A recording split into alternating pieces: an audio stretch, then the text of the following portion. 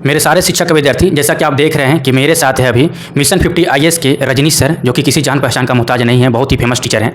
और आज हम उनसे कुछ तीखे सवाल करने वाले हैं, तो इसके लिए मैं पहले ही माफ़ी मांगता हूं सर कि कुछ तीखा सवाल होगा, क्योंकि ये जो चीज़ें हैं सर, ये बच्चों के बीच में स्पष्ट होना चाहिए। पहला जो BEd वर्सेस BTC का मामला है, जैसे कि ऑल ओवर इंडिया का जो यहाँ पर मैटर चल रहे थे, जो छत्तीसगढ़ ऑल ओवर इंडिया में बोला गया कि जो BEd वाले हैं ये शामिल होंगे, क्योंकि नोटिफिकेशन पहले आए थे बहुत सारे स्टेट में 2018, 19, 20 में आ गए थे। तो ये लोग एग्जाम दिए भी हैं, रिजल्ट भी आया, नियुक्ति तक होगा, पर ये डिपेंड करेगा हाई कोर्ट पे, ऐसा मैटर आया है। तो सर जो बिहार का मैटर उसमें तो अलग जजमेंट है, पर ऑल ओवर इंडिया में BEd वाले के लिए तो राहत भरी खबर है सर, क्योंकि जिस तरह का जजमेंट आया है, ऑन रिकॉर्ड आ चुका है, तो इसमें तो लग रहा है कि राहत भरी खबर है BEd वालों के लिए। हाँ, BEd वाले देखिए, उन्होंने कहीं दिया 29 तारीख को जजमेंट जो है फाइनली तीसरा दिन, उसमें तो कहा है कि हाई कोर्ट पर डिपेंड करता है। सरकार, आयोग यदि BEd वाले का अगर साक्ष्य, अगर उस तरह का एविडेंस प्रस्तुत करते हैं कि भाई हमारे यहाँ कंडीशन ये था इसलिए BEd वालों को होना चाहिए, तो हाई कोर्ट अगर आदेश देती है तो BEd वाले 1 to 5 जैसे छत्तीसगढ़ में हुआ वैसे बिहार में भी हो सकता है। लेकिन ये सरकार चाहेगी तब होगा। सरकार जब तक कोर्ट में अपील नहीं करेगी, कोर्ट में सही साक्ष्य प्रस्तुत नहीं करेगी, तब तक ये BEd वालों को कैसे शामिल किया जाएगा। सरकार को इसके लिए इनिशिएटिव लेना चाहिए, उसके लिए हाई कोर्ट में अपील करना चाहिए, ताकि छत्तीसगढ़ वाला मैटर हमारे यहाँ भी लागू हो जाए, तब BEd वाले हो सकते हैं। यस सर, ये बात है सर, क्योंकि बिहार वाले जब तक ये जाएंगे नहीं, जब तक यह स्पष्ट नहीं होगा, तब तक यहाँ पर मैटर अभी तक फंसे ही रहेंगे। और आप सुने भी होंगे सर, बयान आया था कि रिजल्ट पे रोक लगाया जाएगा जब तक क्लियर नहीं हो जाता, जब तक NCT का गाइडलाइन नहीं आ जाते हैं। अतुल प्रसाद जी का ये बयान तो ये कि सुप्रीम कोर्ट ने क्या कहा है कि हम जो जजमेंट दें उस पर हम कायम हैं। हाँ। हम जजमेंट पलट नहीं रहे हैं, लेकिन हाई कोर्ट पे हम छोड़ते हैं कि वो क्या करती है। तो छत्तीसगढ़ को रेफरेंस लेकर बिहार में भी सरकार अपील करे BEd वाले के पक्ष में, उसके बाद हाई कोर्ट डिसीजन दे, तो ये संभव है। लेकिन सरकार चाहेगी तब ना, सरकार को जाना पड़ेगा इसके लिए कोर्ट में। सर BEd वाले और DEd वालों को ऐसा क्यों लगता है कि हम BEd वाले DEd वाले से लड़ रहे हैं और DEd वाले BEd वाले से लड़ रहे हैं, जबकि ऐसा कुछ भी नहीं है। मैटर यहाँ पर NCT का गाइडलाइन था सर, उसके मुताबिक से बच्चे लोग तैयारी कर रहे थे, 5 साल से BEd का तैयारी किए प्राइमरी के लिए। वो जो टीचर लोग जो पढ़ा रहे थे ये इतने अच्छे नहीं थे, इतने योग्य नहीं थे, इसके लिए BEd वालों को रखा जाए और BEd वालों को NCT के गाइडलाइन में रखा गया कि 1 to 5 में BEd वाले भी आएंगे। जब BEd वाले अपने आप को इतना योग्य बना लिए, 5 साल से तैयारी कर रहे थे, और भी कहीं तैयारी कर सकते थे, और भी कहीं जा सकते थे, पर NCT के गाइडलाइन के देखते हुए तैयारी कर रहे थे। अब सुप्रीम कोर्ट का जजमेंट आता है 11 तारीख को कि जो है BEd वालों को बाहर किया जाए। तो ये तो हम लोग का जो लड़ाई है NCT का गाइडलाइन से है सर, DEd वालों से नहीं है। तो सर ये कहाँ तक सही है कि यहाँ पर करोड़ों बच्चे हैं BEd वाले, उनका सपना टूट जाता है सर जैसे ही सुप्रीम कोर्ट का जजमेंट आता है। तो ये कहाँ तक सही है सर BEd वालों के लिए? देखिए, DLED और BEd की कोई लड़ाई नहीं है। यस सर, ये बच्चे भी जान रहे हैं, BEd वाले भी जान रहे हैं, DLED भी जान रहे हैं, यहाँ पर न तो सरकार की गलती है। सुप्रीम कोर्ट ने न्यायोचित तरीके से डिसीजन दिया, और उस डिसीजन में इसलिए उन्होंने डिसीजन दिया कि DLED वाले का तो केवल 1 to 5 में है, BEd वाले तो सब जगह जा सकते हैं, उनके पास और भी अपॉर्चुनिटी है, इसीलिए 1 to 5 केवल DLED को ही मिलना चाहिए। इसलिए माननीय सुप्रीम कोर्ट डिसीजन का मैं सम्मान करता हूँ, बेहतर डिसीजन है सर, उसमें कोई कमी नहीं है। कमी इतना है कि 5 साल में लोग जो 1.5 लाख 2 लाख देकर BEd किया लोगों ने, सीटेट का परीक्षा लिया गया। सबसे पहला तो काम मानवता के आधार पर यह करना चाहिए NCT को कि सीटेट में जो 1 to 5 में उन्होंने एग्जाम लिया, उसका पैसा वापस कर दीजिए आप कम से कम। एक काम करिए, जब उन्होंने डिग्री आपने रद्द कर दिया, सीटेट 1 to 5 का डिग्री क्या हो गया, नल कर दिया गया, नल एंड वाइड घोषित कर दिया गया। तो डिग्री जब आपने रद्द किया तो लोगों ने फॉर्म भरा होगा, परीक्षा दिया होगा, उसका पैसा वापस कर दीजिए। ये तो कर सकते हैं आप।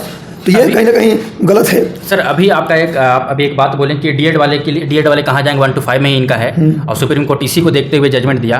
तो NCT को गाइडलाइन में नहीं लिखना चाहिए था कि BEd वाले भी शामिल होंगे प्राइमरी में।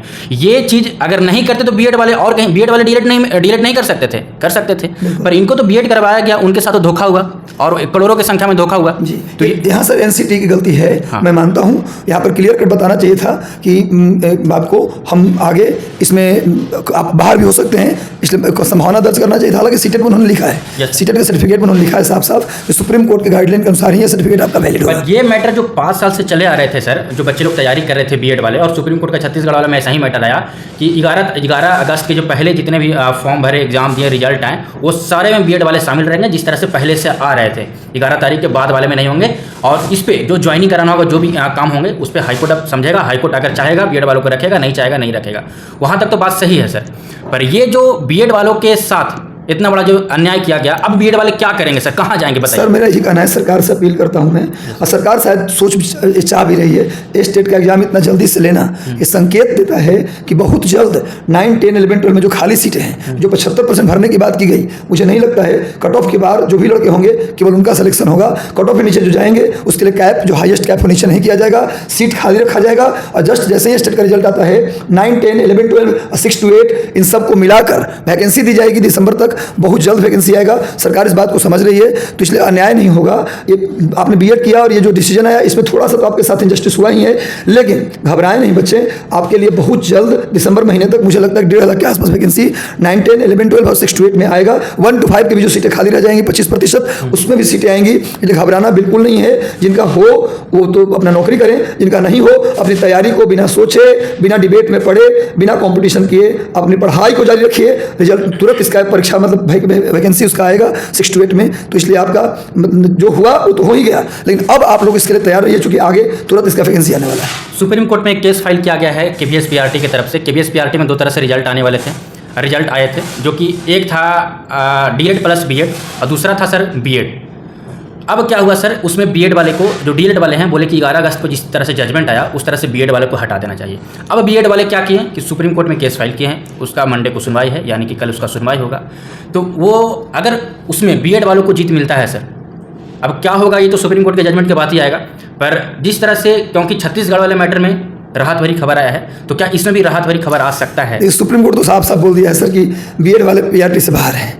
ये तो उन्होंने साफ साफ कह दिया। अगर उन्होंने डिसीजन दिया तो फिर पूरा डिसीजन पलट देना पड़ेगा, फिर तो डिसीजन ही पलट गया। अगर पीआरटी केंद्रीय विद्यालय में अगर ये फैसला उन्होंने बीएड के पक्ष में दे दिया तो फिर बिहार में भी वो पक्ष लागू हो जाएगा, और फिर बिहार में बिना किसी विवाद के बीएड वाले का रिजल्ट आएगा 1 to 5 में सर। तो सर पर मुझे कम संभावना लगता है कि उनके फेवर में डिसीजन आने वाला है। सर एक चीज़ मैं जानना चाहूँगा, अब क्या करना चाहिए बीएड वालों के? सर बीएड वालों के साथ जैसे कि अभी आपने बोला कि इनके लिए अलग से वैकेंसी निकाला जाएगा, तो क्या यही एक रास्ता है या फिर और भी कोई रास्ता है कि जैसे कि बिल पास होता है सर, अभी जो है पार्लियामेंट का सत्र चलने वाला है सर 18 से 22, उसमें कोई बिल पास करा के गवर्नमेंट अगर चाहे सर, केंद्र सरकार ऐसा चाहे बिल पास करवा के संसद से उस तरह से कर सकते हैं और बीएड वालों को शामिल कर सकते हैं। देखिए शिक्षा समवर्ती सूची का भाग है।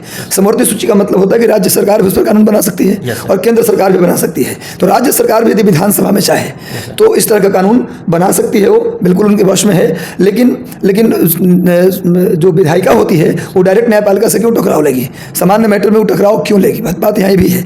तो इसलिए अगर केंद्र सरकार तो संसद में सुप्रीम कोर्ट के डिसीजन के को पलटते हुए कानून बना सकती है, कोई दिक्कत विधायिका के अधिकार क्षेत्र में है।